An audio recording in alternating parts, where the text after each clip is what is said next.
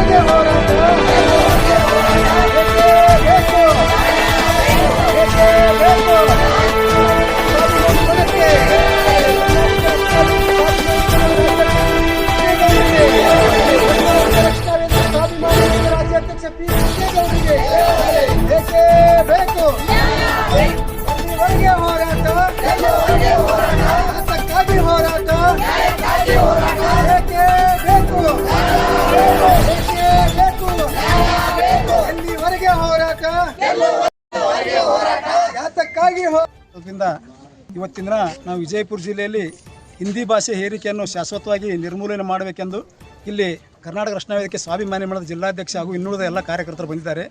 ಮುಂದಿನ ದಿನಮಾನಗಳಲ್ಲಿ 10ನೇ ತರಗತಿ ಪರೀಕ್ಷೆಯಲ್ಲಿ ಹಿಂದಿ ಭಾಷೆಯನ್ನು ತೆಗೆದುಹಾಕಬೇಕು. ಸರ್ಕಾರಿ ಮತ್ತು ಖಾಸಗಿ ಸಂಸ್ಥೆಗಳ ಆಡಳಿತಾತ್ಮಕ ಕಾರ್ಯಕ್ರಮದಲ್ಲಿ ಕನ್ನಡದ ಬಳಕೆಯನ್ನು ಕಡ್ಡಾಯಗೊಳಿಸಬೇಕು. ಎಲ್ಲ ವ್ಯಾಪಾರಿಕ ಅಂಗಡಿಗಳ ಮತ್ತು ಸಂಸ್ಥೆಗಳ ಫಲಕಗಳನ್ನು ಕನ್ನಡಕ್ಕೆ ಪ್ರಮುಖ ಸ್ಥಾನ ನೀಡುವಂತೆ ಜಾರಿ ಮಾಡುವುದು, ನಿಯಮಗಳನ್ನು ಪಾಲಿಸುವುದು, ಅಂಗಡಿಗಳು ಮತ್ತು ಸಂಸ್ಥೆಗಳ ಮೇಲೆ ದಂಡ ಹಾಕುವುದು, ಇತರೆ ಕಾನೂನು ಕ್ರಮಗಳನ್ನು ಕೈಗೊಳ್ಳುವುದು ಹಾಗೂ ಈ ನಿಯಮಗಳ ಅನುಷ್ಠಾನ ನಿಯಮಿತ ಪರಿಶೀಲಿಸಲು ವಿದೇಶ ಕಾರ್ಯಪಡೆ ಅಥವಾ ಮೇಲ್ವಿಚಾರಣೆ ವ್ಯವಸ್ಥೆಯನ್ನು ರೂಪಿಸುವುದು. ಕನ್ನಡವು ನಮ್ಮ ನಾಡಿನ ಗುರುತು, ಸಂಸ್ಕೃತಿ ಮತ್ತು ಹೆಮ್ಮೆಯ ಅದರ ಗೌರವವನ್ನು ಕಾಪಾಡಲು ಮತ್ತು ಸಾರ್ವಜನಿಕ ಜೀವನದಲ್ಲಿ ನಮ್ಮ ಬಳಕೆಯನ್ನು ಬಲಪಡಿಸಲು ಸರ್ಕಾರವು ಇನ್ನಷ್ಟು ದೃಢವಾದ ಕ್ರಮಗಳನ್ನು ಕೈಗೊಳ್ಳಬೇಕೆಂದು ಆಶಿಸುತ್ತೇನೆ. ಲಿಂಗರಾಜ್ ಬಿದ್ರಕೊಂದಿ, ಜಿಲ್ಲಾಧ್ಯಕ್ಷ. ಸರ್, ಈಗ ಎಕ್ಸಾಮ್ನಲ್ಲಿ ಹಿಂದಿ ಐತಲ್ಲ, ಹಿಂದಿ ಕ್ವಶನ್ ಪೇಪರ್ ಅದರ ಬೇಡ ಕನ್ನಡದಾಗ ಬೇಕಂತ ಹೇಳಿ ಒಂದು ಬೇಡಿಕೆಯಲ್ಲಿ ಕೊಡೋದಿರಲ್ಲ. ಈಗ ಆಲ್ರೆಡಿ ಎಕ್ಸಾಮ್ ಸ್ಟಾರ್ಟ್ ಆಗ್ಯಾವ, ಕ್ವಶನ್ ಪೇಪರ್ ಪ್ರಿಂಟ್ ಆಗ್ಯಾವಲ್ಲ ಆಗೈತಿ. ಈಗ ಇದು ಪ್ರತಿಭಟನೆ ಇದಕ್ಕಿಂತ ಮುಂಚೆ ಮಾಡಬೇಕಾಗಿತ್ತು ಮುಂದಿನ ದಿನಮಾನಗಳಲ್ಲಿ ಮಾಡಬಾರ್ದು ನಾವು ಮಾಡತ್ತೀವಿ. ಮುಂದೆ ಬರೋ ದಿನಮಾನದಲ್ಲಿ ಅದು ಆದರೆ ಈ ವರ್ಷದ ಎಕ್ಸಾಮ್ ನೋಡೋದು ಇದಕ್ಕೆ ಸಂಬಂಧ ಇಲ್ಲ. ಅದು ಇಲ್ಲ, ಈ ವರ್ಷ ಮತ್ತೆ ನಡೆದ ಬಿಟ್ಟವಲ್ಲ ಈಗಾಗಲೇ. ಮುಂದಿನ ದಿನಮಾನಗಳಲ್ಲಿ ನಡಿಬಾರ್ದು ತಿಳಿಸಿ ಮಾಡ್ತೀವಿ. ಹೆಸರು ಹೇಳ್ರಿ. ಲಿಂಗರಾಜ್ ಬಿದ್ರಕೊಂದಿ, ಜಿಲ್ಲಾಧ್ಯಕ್ಷ. ಕರವೇ ಜಿಲ್ಲಾಧ್ಯಕ್ಷ, ಸ್ವಾಭಿಮಾನಿ ಮೇಡ. ತಾಲೂಕಾ ಮಹಿಳಾ ಘಟಕ ಅಧ್ಯಕ್ಷರಳು. ಈಗ ನಾವು ಇದು ಮನವಿ ಕೊಡೋ ಕಾರಣ ಏನಂತಂದರೆ, ನಮ್ಮ ಕರ್ನಾಟಕದಲ್ಲಿ ಹಿಂದಿ ಪರೀಕ್ಷೆ ಅನ್ನೋದೇನಿದೆ, ಆ ಹಿಂದಿ ಪರೀಕ್ಷೆನ ರದ್ದು ಮಾಡಬೇಕಂತ ಹೇಳಿ ನಾವೆಲ್ಲರಿಗೂ ಹೋರಾಟ ಮಾಡ್ತಿದ್ದೀವಿ. ಯಾಕಂದರೆ ಈಗ ಎಕ್ಸಾಮ್ ನಡೆದೇವೆ, ಈ ವರ್ಷದ ನಾವೇನು ಹೇಳಕತ್ತಿಲ್ಲ ನಿಮಗೆ. ಮುಂದಿನ ವರ್ಷ ಯಾವುದೇ ಆಗಲಿ ಹಿಂದಿ ಅನ್ನೋ ನಾಮಫಲಕ ಯಾವುದೂ ಇರಬಾರ್ದು ಕರ್ನಾಟಕದಲ್ಲಿ. ನಾವೇನೇ ಬರೆದು ನಮಗೆ ಕನ್ನಡ ಬೇಕು, ಕನ್ನಡದಲ್ಲೇ ನಾವು ಮಾತಾಡಬೇಕು, ಕನ್ನಡದಲ್ಲೇ ನಾವು ಬರೀಬೇಕು. ಅಂದಮೇಲೆ ಈ ಹಿಂದಿ ಅನ್ನೋ ಒಂದು ಅಕ್ಷರನ ನಾವು ಇದನ್ನು ಮಾಡ್ಬೇಕಂಥೇಳಿ ಹೋರಾಟ ಮಾಡ್ತಿದ್ವಿ. ಇದು ಬರೀ ಈಗ ಮನವಿಯಿಂದ ಹೇಳ್ತಾ ಇದ್ವಿ. ನಾಳೆ ಇದಕ್ಕೆ ನಮಗೇನಾದರೂ ಸ್ವಲ್ಪ ಸಹಕಾರ ಕೊಡಲಿಲ್ಲ ಅಂದರೆ, ಯಾರೇ ಆಗಲಿ, ಹಿರಿಯರಾಗಲಿ, ಈಗ ಇಲ್ಲಿರುವ ದೊಡ್ಡವರಾಗಲಿ, ಮುಂದಿನ ದಿನದಲ್ಲಿ ಹಿಂದಿಯನ್ನು ಕಡ್ಡಾಯವಾಗಿ ಬಂದ್ ಮಾಡಲಿಲ್ಲ ಅಂದರೆ ಇದನ್ನು ಮುಂದಿನ ದಿನದಲ್ಲಿ ನಾವು ಹೋರಾಟ ಮಾಡಲಿಕ್ಕೂ ಎಲ್ಲರೂ ಸಿದ್ಧವಾಗಿದ್ದೀವಿ. ಜಯಶ್ರೀ, ತಾಲೂಕಾ ಅಧ್ಯಕ್ಷರು, ಬಿಜಾಪುರ.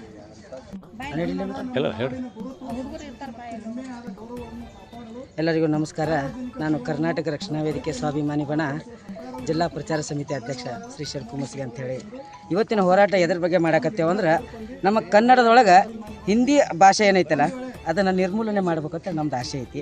ಅದಕ್ಕೋಸ್ಕರ ನಾವು ಬಳಸ್ರಿ, ಹಿಂದಿ ಬಳಸೋಕೆ ಬೇಡನತ್ತಿಲ್ಲ, ಅದಕ್ಕೂ ಬೇಡನತ್ತಿಲ್ಲ. ಈಗ 10th ಹಿಂದಿದು ಎಕ್ಸಾಮ್ ಐತಿ. ಆ ಎಕ್ಸಾಮನ್ನ ಆಲ್ಮೋಸ್ಟ್ ಸ್ವಲ್ಪ ಕಡಿಮೆ ಮಾಡ್ಬೇಕಂತೇಳಿ ನಮ್ಮದು ಮನವಿ ಐತಿ. ಹಿಂದಿ ಭಾಷೆಯನ್ನು ಹೇರಿಕೆಯನ್ನು ಶಾಶ್ವತವಾಗಿ ನಿರ್ಮೂಲನೆ ಮಾಡಬೇಕು. ಮುಂದಿನ ದಿನಮಾನಗಳಲ್ಲಿ ಮುಂದಿನ ವರ್ಷನಾಗ 10th ಏನದಲ್ಲ ಹಿಂದಿನ ಕಡ್ಡಾಯವಾಗಿ ಮಾಡಬೇಡ್ರಿ. ಹಿಂದಿ ತೆಗೆದು ಬಿಡ್ರಿ. ಯಾಕಂದ್ರೆ ಕಡ್ಡಾಯವಾಗಿ ಕನ್ನಡ ಕೊಡ್ರಿ. ಯಾಕಂದ್ರೆ ನಾವು ಕನ್ನಡದವ್ರು, ಕನ್ನಡ ಮೀನ್ಬೇಕನ್ನೋರು ನಾವು. ಅದಕ್ಕೋಸ್ಕರ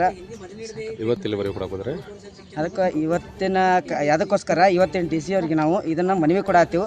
ಇದನ್ನು ನಾವು ಮುಖ್ಯಮಂತ್ರಿ ತನ ಇದನ್ನು ಮನವಿ ಕೊಡಾಕತ್ತೀವಿ DC ಸಾಹೇಬರ ಕಡೆಯಿಂದ. ಇವತ್ತು ಈ ಪ್ರತಿಭಟನೆ ಬಿಜಾಪುರದಾಗ ಅಷ್ಟೇ ಇತ್ತು, ರಾಜ್ಯಾದ್ಯಂತ ಇತ್ತು ಸರ್. ಈ ಪ್ರತಿಭಟನೆ ನಮ್ಮ ರಾಜ್ಯಾಧ್ಯಕ್ಷರು ಮಾಡಾಕತ್ತಾರ. ರಾಜ್ಯ ಕಡೆ ಎಲ್ಲ ಕಡೆನೂ ಐತಿ ಅದು ಪ್ರತಿಭಟನೆ. ಸರ್, ನನ್ನ ಹೆಸರು ಶ್ರೀಶೈಲ್ ಕುಮಸಿಗೆ ಅಂತೇಳಿ, ಕರಾವೆ ಸ್ವಾಭಿಮಾನಿ ಬಣದ ಪ್ರಚಾರ ಸಮಿತಿ ಅಧ್ಯಕ್ಷರು. ಜಾರಿಗೆ ತರುವ ಕುರಿತು ಹಾಗೂ ಎಲ್ಲ ವ್ಯಾಪಾರೀಕರಣಗಳ ಸಂಸ್ಥೆಗಳನ್ನು ಕನ್ನಡ ಫಲಕ ಕಡ್ಡಾಯಗೊಳಿಸುವಂತಾಗಿ ಮನವಿ. ಮಾನ್ಯರೇ, ನಾನು ಕರ್ನಾಟಕ ರಕ್ಷಣಾ ವೇದಿಕೆ ಸ್ವಾಭಿಮಾನಿ ಬಣದ ಅಭಿಮಾನಿಗಳಾಗಿ ವೇರವನ್ನು ಸಲ್ಲಿಸುತ್ತಿದ್ದೇನೆ. ನಮ್ಮ ರಾಜ್ಯದ ಅಧಿಕೃತ ಭಾಷೆಯಾದ ಕನ್ನಡವನ್ನು ಆಡಳಿತ ಭಾಷೆಯನ್ನಾಗಿ ಪರಿಣಾಮಕಾರಿಯಾಗಿ ಜಾರಿಗೆ ತರುವರಲ್ಲಿ ಇನ್ನೂ ಕೆಲವು ಸವಾಲುಗಳನ್ನು ಮುಂದುವರಿಸುತ್ತಿರುವುದು ವಿಷಾದಕರ ಸಂಗತಿ. ರಾಜ್ಯ ಸರ್ಕಾರದ ಕನ್ನಡದ ಬಳಕೆಯನ್ನು ಉತ್ತೇಜಿಸಲು ಹಲವು ಕ್ರಮಗಳನ್ನು ಘೋಷಿಸಿದ್ದರೂ ಅವುಗಳನ್ನು ಜಾರಿಯಲ್ಲಿ ಇನ್ನೂ ಕೊರತೆಗಳು ಕಾಣಿಸುತ್ತಿವೆ. ವಿಶೇಷವಾಗಿ ಖಾಸಗಿ ಸಂಸ್ಥೆಗಳು ಹಾಗೂ ಕೆಲವು ಸರ್ಕಾರಿ ಕಚೇರಿಗಳಲ್ಲಿಯೂ ಆಡಳಿತಾತ್ಮಕ ಕಾರ್ಯಗಳಲ್ಲಿ ಕನ್ನಡದ ಬಳಕೆ ಸಮರ್ಪಕವಾಗಿ ನಡೆಯುತ್ತಿಲ್ಲ. ಇದಕ್ಕೂ ಮೀರಿದ ರಾಜ್ಯ ಸರ್ಕಾರ ಹಿಂದಿ ಭಾಷೆಯ ಹೇರಿಕೆಯನ್ನು ಶಾಶ್ವತವಾಗಿ ನಿರ್ಮೂಲನೆ ಮಾಡಬೇಕು. ಮುಂದಿನ ದಿನಮಾನಗಳಲ್ಲಿ 10ನೇ ತರಗತಿಯ ಪರೀಕ್ಷೆಯಲ್ಲಿ ಹಿಂದಿ ಭಾಷೆಯನ್ನು ತೆಗೆದುಹಾಕಬೇಕು ಮತ್ತು ಸರ್ಕಾರಿ ಮತ್ತು ಖಾಸಗಿ ಸಂಸ್ಥೆಗಳ ಆಡಳಿತಾತ್ಮಕ ಕಾರ್ಯಕ್ರಮಗಳಲ್ಲಿ ಕನ್ನಡ ಬಳಕೆಯನ್ನು ಕಡ್ಡಾಯಗೊಳಿಸುವುದು. ಎಲ್ಲ ವ್ಯಾಪಾರಿಕ ಅಂಗಡಿಗಳನ್ನು ಮತ್ತು ಸಂಸ್ಥೆಗಳ ಫಲಕಗಳ ಕನ್ನಡಕ್ಕೆ ಪ್ರಮುಖ ಸ್ಥಾನ ನೀಡುವಂತೆ ಕಟ್ಟುನಿಟ್ಟಾಗಿ ಜಾರಿ ಮಾಡುವುದು. ನಿಯಮಗಳನ್ನು ಪಾಲಿಸದ ಅಂಗಡಿಗಳು ಮತ್ತು ಸಂಸ್ಥೆಗಳ ಮೇಲೆ ದಂಡ ಹಾಕುವುದು. ಇತರೆ ಕಾನೂನು ಕ್ರಮಗಳನ್ನು ಕೈಗೊಳಿಸುವುದು. ಈ ನಿಯಮಗಳನ್ನು ಅನುಷ್ಠಾನವಾಗಿ ನಿಯಮಿತವಾಗಿ ಪರಿಶೀಲಿಸಲು ವಿಶೇಷ ಕಾರ್ಯಪಡೆ ಅಥವಾ ಮೇಲ್ವಿಚಾರಣಾ ವ್ಯವಸ್ಥೆಯನ್ನು ರೂಪಿಸುವುದು.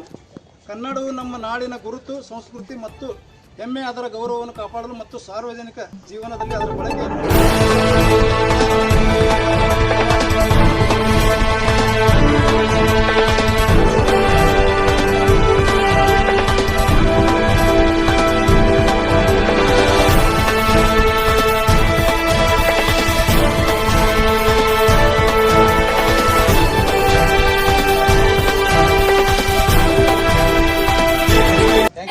ಸ್ಪರ್ಧಾತ್ಮಕ ಪರೀಕ್ಷೆಗಳಲ್ಲಿ ಗೆಲುವು ಬೇಕಾ? ಹಾಗಾದ್ರೆ ಕೇಳಿ. ರಾಕುಂಪಿ ಫೌಂಡೇಶನ್ ಮತ್ತು ರಾಯಣ್ಣ ಶಿಕ್ಷಣ ಸಂಸ್ಥೆಯ ಧನುಷ್ ಕೋಚಿಂಗ್ ಕ್ಲಾಸಸ್. ಇಲ್ಲಿ ನಿಮ್ಗೆ ಸ್ಪರ್ಧಾತ್ಮಕ ಪರೀಕ್ಷೆಗಳಾದ ಸೈನಿಕ, ಕಿತ್ತೂರು, ನವೋದಯ, RMS, ಮೊರಾರ್ಜಿ ವಿಶೇಷ ಹಾಗೂ ವ್ಯವಸ್ಥಿತ ತರಬೇತಿ ನೀಡಲಾಗುತ್ತದೆ. 3, 4, 5 ತರಗತಿಗೆ ಗಣಿತ, ಇಂಗ್ಲಿಷ್, IQ ಮತ್ತು GKಗೆ ವ್ಯವಸ್ಥಿತ ತರಬೇತಿ ಕೊಡಲಾಗುತ್ತದೆ. ತರಗತಿಗಳು ಏಪ್ರಿಲ್ 6, 2026 ರಿಂದ ಆರಂಭವಾಗಲಿದೆ.